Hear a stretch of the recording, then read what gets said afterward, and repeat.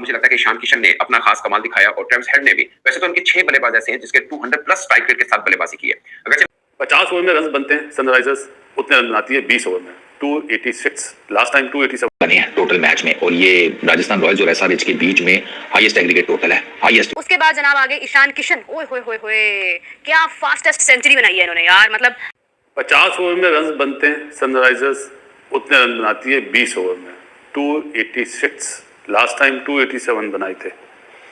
और ऐसा मारते हैं, ऐसा फेटा लगाते हैं, समझ में नहीं आता। ऐसा लगता है वो किताबी क्रिकेट होती ना, छक्का चौका, 2 चौका छक्का। क्या बैटिंग करी है जी ट्रेविस हेड ने, जो स्टार्ट दिया अभिषेक के साथ। उसके बाद अपना पहला मैच खेलने वाला ईशान किशन, जो टीम से भी ड्रॉप हुआ, मुंबई इंडियंस ने भी नहीं दिया उसको। अपने पहले ही मैच में सेंचुरी बना के उसने बताया मैं हूं ना। ये होती है परफॉर्मेंस जब आप टीम से बाहर होते ना।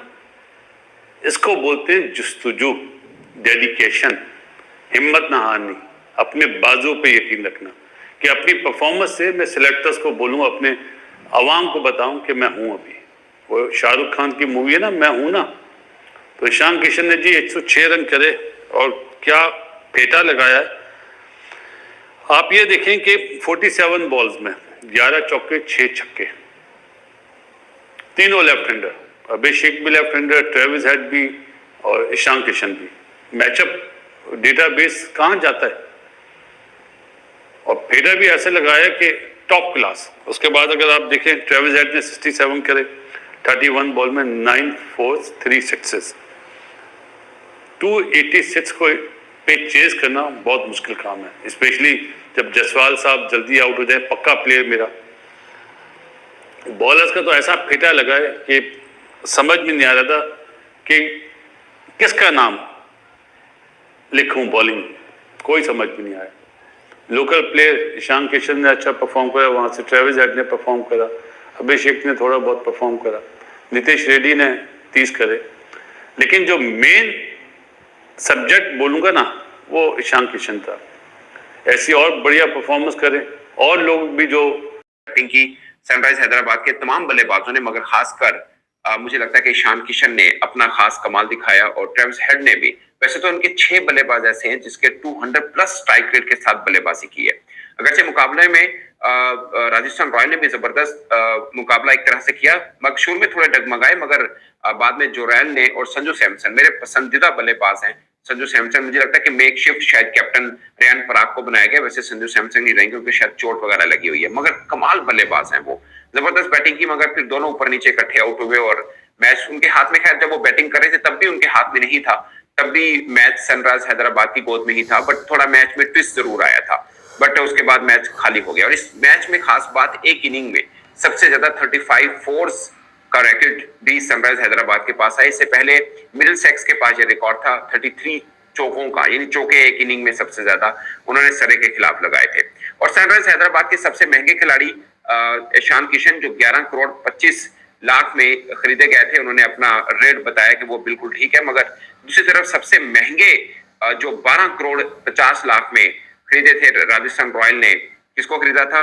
आर्चर को। वो सबसे महंगे बॉलर साबित हुए और आईपीएल की हिस्ट्री के सबसे महंगे बॉलर साबित हुए। इन्होंने 4 ओवर में 76 रन, 4 ओवर में 76 रन। वैसे आर्चर को बिल्कुल ही ना फारिग कर दिया, ऐसे जैसे कोई गली मोहल्ले का बॉलर हो। इससे पहले सीरीज खेली तब भी आर्चर कहीं नजर नहीं आए, आईपीएल में भी कहीं नजर नहीं आ रहे। और बहुत कम बॉलर होते हैं जो लंबी इंजरी के बाद आए और बड़े इफेक्टिव हों। मैंने शायद, जो मेरी नजर में आता है, मैंने बुमराह को देखा, अगरचे देखना है मिचेल स्टार्क को, बट वो छोटी इंजरी है। लंबी इंजरी के बाद बाहर वापस आना और बहुत कमाल आना, वो अपने आप में एक मतलब खास बात होती है। अगरचे शामी की लंबी इंजरी नहीं थी, मगर इंजरी के बाद आए वैसे इफेक्टिव नहीं हुए उस तरह के इफेक्टिव जैसे शामी। वो तो बॉल को नचाते थे। वो शामी हमें चैंपियंस ट्रॉफी में भी नजर नहीं आए, वो शामी हमें इस आईपीएल के अंदर भी उस तरह से अभी तक नजर नहीं आए। बट मैच खेल खेल के रिदम बन जाए तो अलग बात है। और लेकिन at the end of the day, जब आपने 286 रन बनाए हो T20 के अंदर, तो बड़ा मुश्किल होता है कि इस टारगेट को चेज करना। 241 रन तो 242 राजस्थान रॉयल्स वाले भी बना गए थे।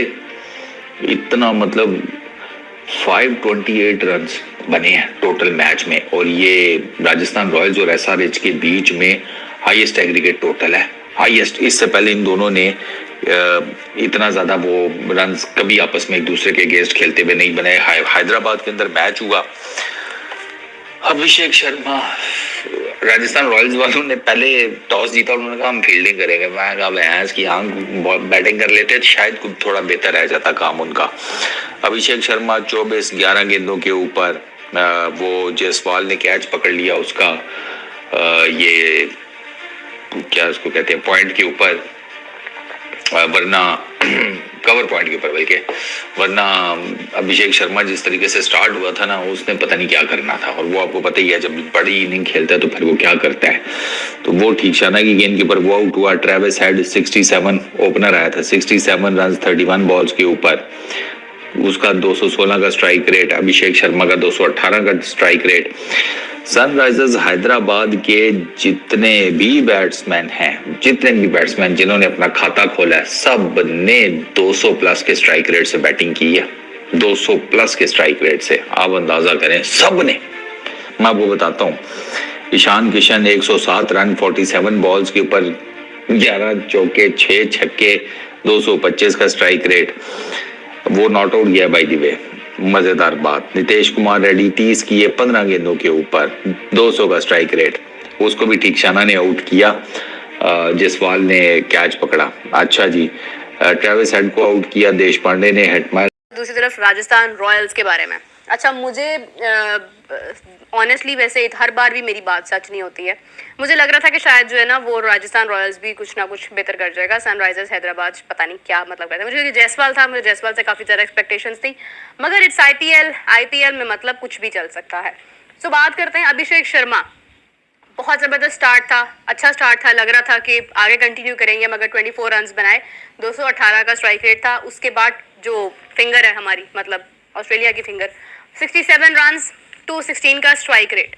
उसके बाद जनाब आगे ईशान किशन, ओए होए होए होए, क्या फास्टेस्ट सेंचुरी बनाई है इन्होंने यार। मतलब आई थिंक 47 या 45 बॉल्स के ऊपर इन्होंने सेंचुरी, 45 बॉल्स के ऊपर सेंचुरी बनाई थी इन्होंने।